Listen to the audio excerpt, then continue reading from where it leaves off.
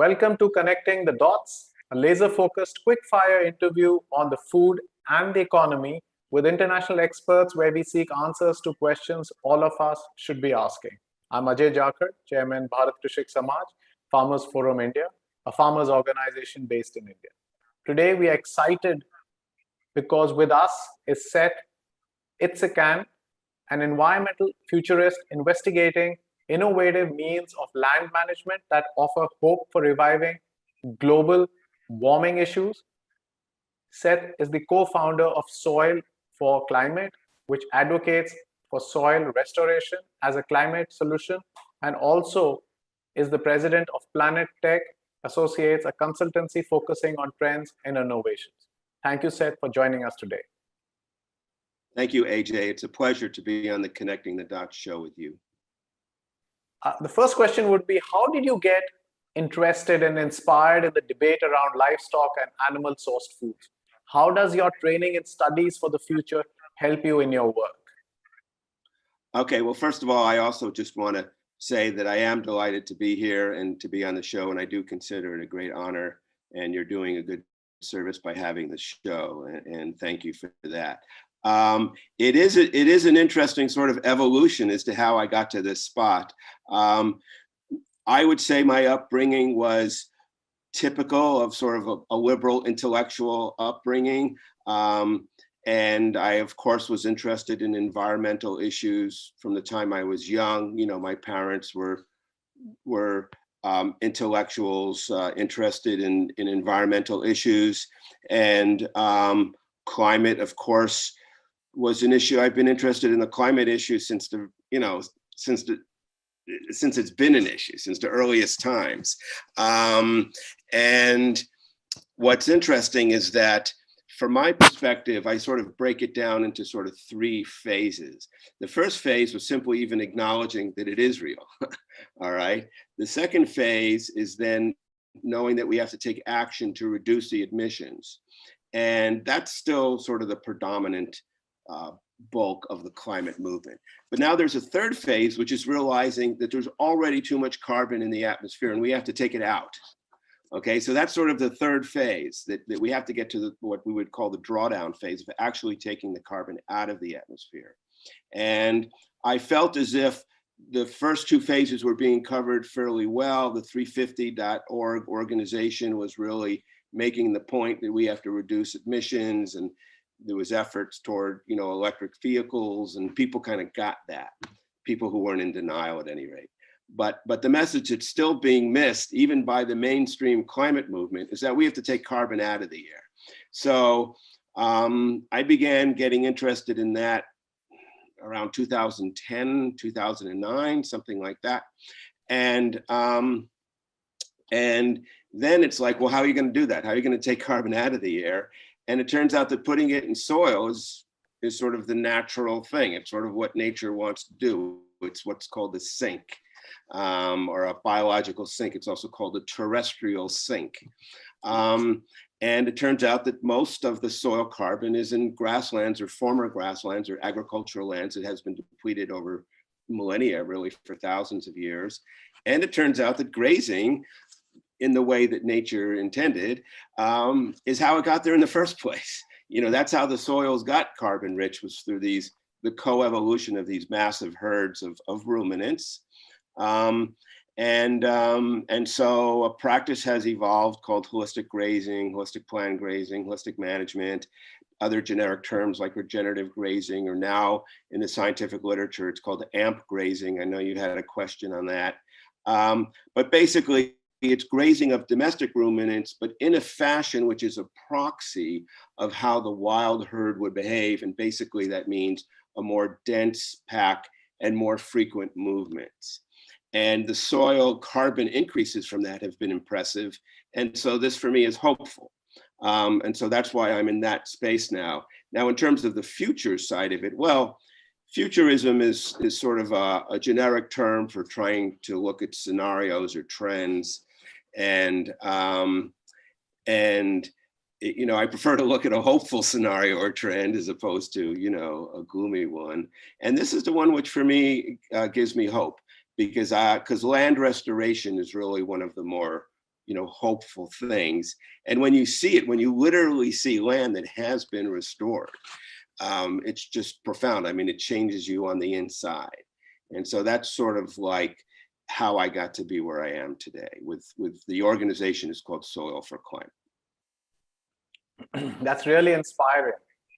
You have advocated that livestock sector may not have to be reduced at all, but rather changed.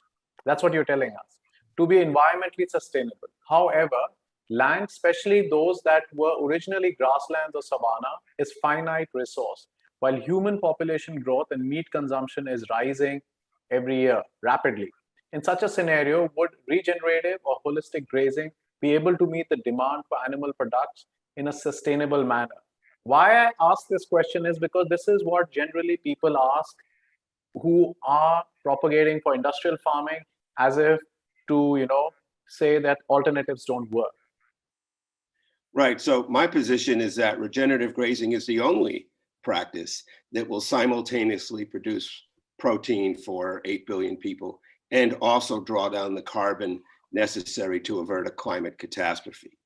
You see, we're already in a position where there's too much carbon in the air. You see, so even if we literally just stopped everything today, did not emit another gram of CO2, we're still already, on a type of, death spiral with the carbon that's already in the air. So it has to come out.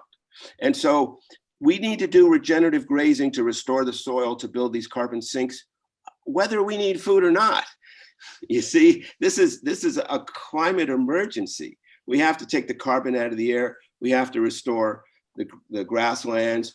And it approximately works out. There's about 10 billion acres of depleted soil. There's roughly 300 billion tons of excess carbon in the atmosphere. That would work out to about 30 tons per acre, which is doable. I mean, the regenerative grazing practices have demonstrated that. And so, I mean, look, we're in a desperate situation. I'm not saying this is easy or trivial or that everything's going to be fine and I know all the answers, but I'm just saying this is something we have to do anyway. And it more or less works out and you get protein. I mean, that is sort of the outcome of restoring this land with this grazing practice and sequestering the carbon is the protein. That is the outcome. Now, the question is, well, will there be enough? We have, I think it will be, because I think the densities can be much greater than we currently employ, because we're not grazing properly. We are grazing with low density management, and I actually think it can be greater. Now, the industrial livestock model, which finishes animals on grain, just to be clear, it just finishes them on grain. So they come to weight quicker. There aren't necessarily more of them. It's still the same amount of animals, excuse me. But they would just be managed in an entirely different way. So just to be clear, we absolutely are not advocating for the grain approach to livestock management, but we're not advocating for a reduction of livestock either. We're saying we need those same animals to be employed, if you will, in service of soil restoration. Now there are some interesting nuances here. And this is that sort of has to do with chickens and pigs, for example. Chickens and pigs are predominantly in an industrial situation.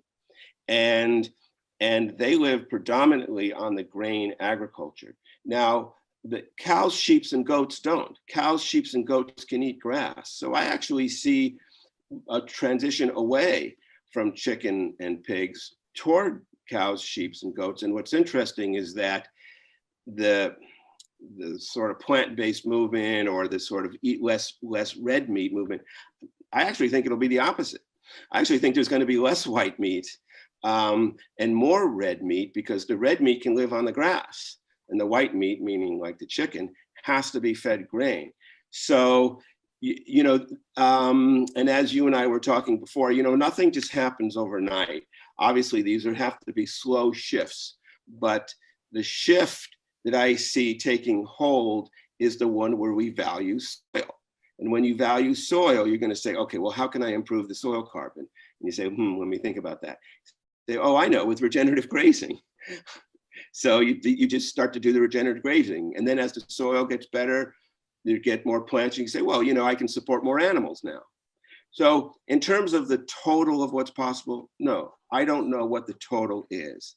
But I'm optimistic it can be certainly as much as now, if not even more. So let me just leave it at that. That's a very interesting perspective. I think so the audience which is looking at this interview will really like this differentiation that you have given. I mean, it's something very new for me, and thank you for that. Which gets me to a concept. You have a concept with a drawdown and AMP, adaptive multi-paddock grazing. Can you explain that to a lay audience? What Sure. role do they play in a holistic management practices? Sure. Well, just to be clear, those aren't my concepts. Drawdown is sort of a generic concept, but in this context, it means to draw down the carbon that's in the atmosphere.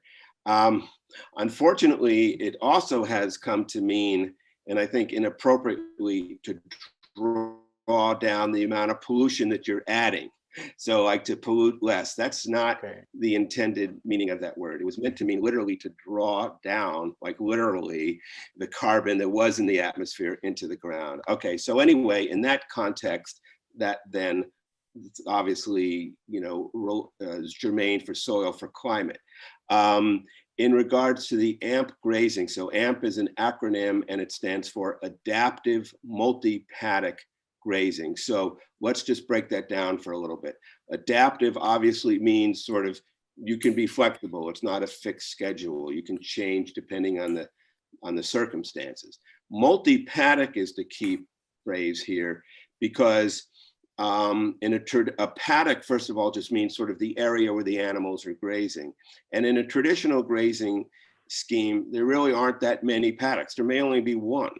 And the animals are just sort of spread out. The idea of the regenerative grazing is to have more smaller paddocks, get the animals closer together and have them be in each paddock for a shorter amount of time.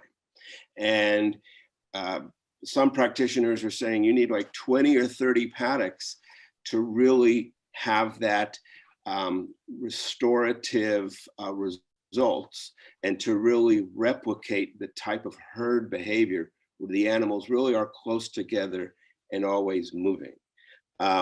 So in literature, in the scientific literature now, you'll see the term AMP grazing, AMP, or adaptive multi-paddock. And that's the type of grazing which will give you the drawdown that we talked about before. And of course, then that's all part of the soil for climate mission, if you will, of using soil as a climate solution. And just to be clear, we don't only advocate for grazing. I mean, there are other practices as well. For example, there's cover crops, no-till, organic, not using fertilizer. There's something called biochar, which is a form of low oxygen combustion, basically creating charcoal that will hold the carbon for all practical purposes forever. I mean, for thousands of years. And so look up biochar. So we advocate for all of that. It just so happens that grazing is the practice that's most applicable on most of the earth that's in some sort of agricultural or quasi-agricultural system. And because it's controversial, that's kind of like where everyone wants to talk about. But that's not the only practice that we endorse. We endorse any practice that builds soil carbon, including things like silvopasture that you and I were talking about before, agroforestry. There are other practices. Thank you for that. But it's, Seth, it's funny because, not even funny, it's sad actually, because the public research system is not looking and researching into all this. They're still stuck into their old mindset, and I don't know how they're going to change. But which anyway gets me to the next question, which is industrial animal agriculture is the dominant method of meat production in high-income countries whose adverse impacts expands to countries in the global south, where monocultures of soy and corn are cultivated for animal feed that is ultimately exported. Meat consumption in the West also exceeds nutritionally recommended levels, while children in the global south miss out on the benefits of animal protein for their growth and development. Do you need to address the geographical imbalances in meat production and consumption? And you think, is that possible? Do you advocate for compensating this imbalance? Oh, yes, of course. I mean, there are many imbalances between the global north and south, and they're all need to be rectified.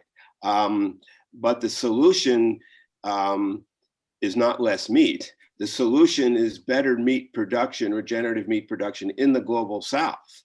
And that's what Soil for Climate is working on. We have a program in Kenya right now that we're working on. We're working on the Maasai lands there to help improve the soil and to have them be viable, producing meat for themselves, a healthy regenerative meat.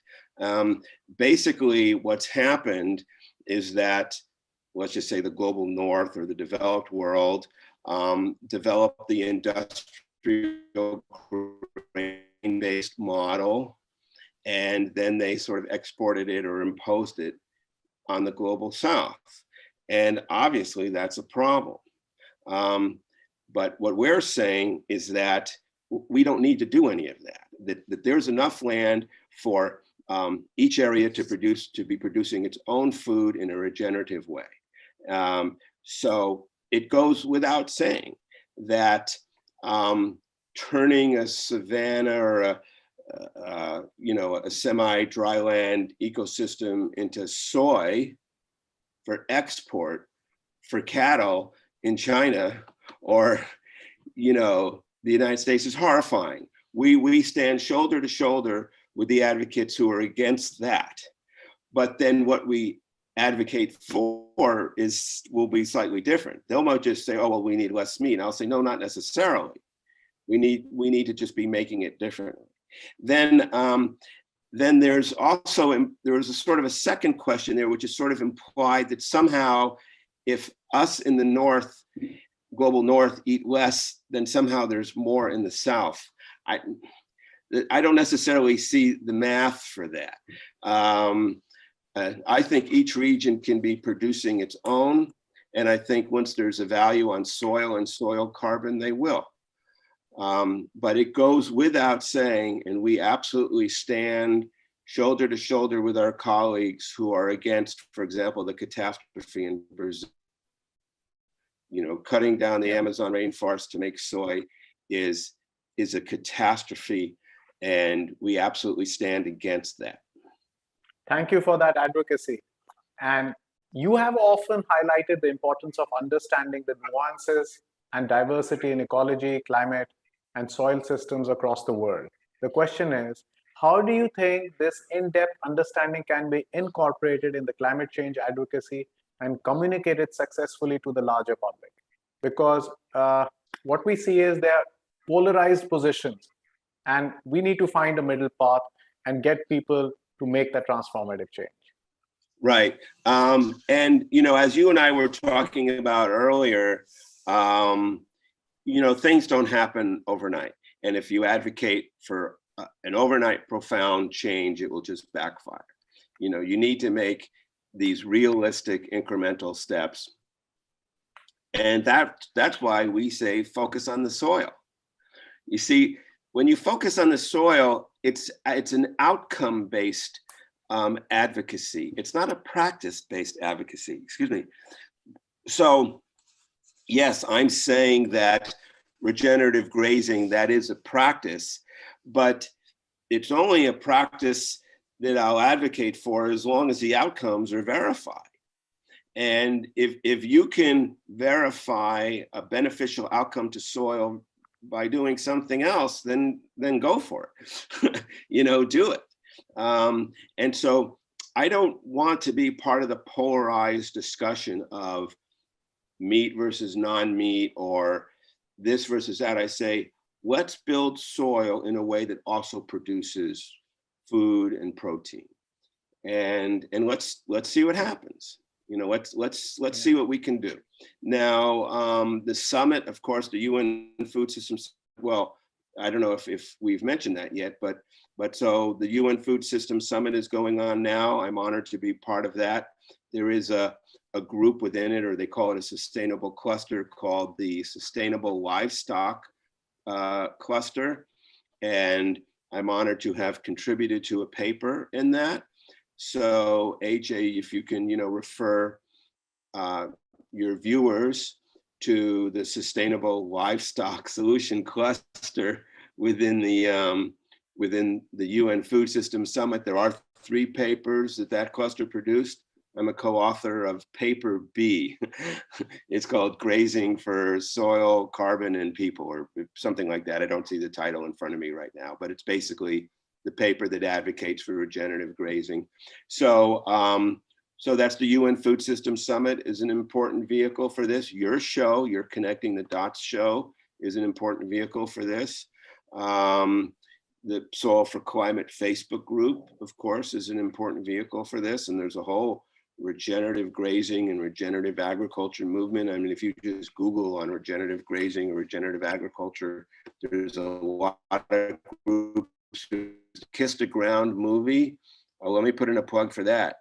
And that would be another, those producers would be another group for you to interview for your show. The movie's called Kiss the Ground. So, it's a growing movement. I'm not naive to think that, overnight, the world's just going to switch, on a dime, on a pin. But I believe that this is the appropriate path to take.